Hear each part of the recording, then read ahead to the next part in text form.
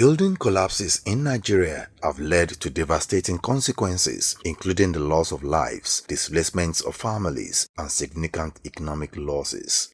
These incidents often result from the use of substandard materials, poor construction practices, and inadequate enforcement of building regulations. Experts are now advocating stricter quality control measures in the production of use of construction materials, particularly concrete blocks, which form the foundation of most structures. They stress that builders and contractors must prioritize quality over cost, as cutting corners have devastating consequences. The most important thing in construction is the standard of material used. In those days when we were building the low-cost housing by the then Jaconde, the blocks were standard. And despite the fact that even the contractor that he gave the job to were not professionals. Professionals were supervising the job. We were having good blocks, okay? If you go to those buildings, they have no columns, no beam. Know that we can build without columns and beam. They are still existing. We have houses depending on the environment, the soil, the everything, and how you treat it. But we lost it for money.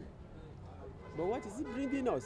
It's bringing us things that should not be done. It is complex by my experience. Nowadays, they have introduced iron substantially to the construction of a building.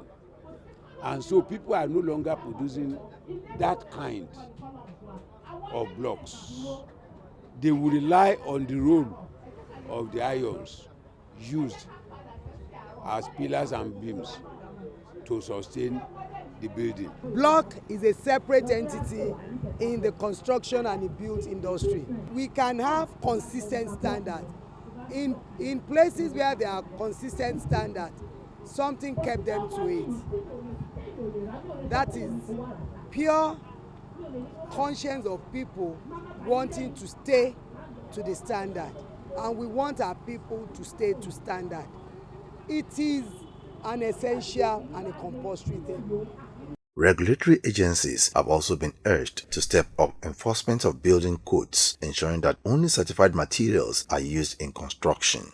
Equally important is the need for regular inspection of construction sites to detect and address potential issues before they escalate. My message to them is to stand within the context of regulation and standard, which is very simple. They mix the materials and the process. And once it is maintained, we are good to go. There are protocols and processes to producing quality blocks. Let us stay strictly to these processes and protocols. Once we do that, there's not going to be any problem. But there has been a consistent breach in this standard and in this process and protocols, which we want a stop to come to.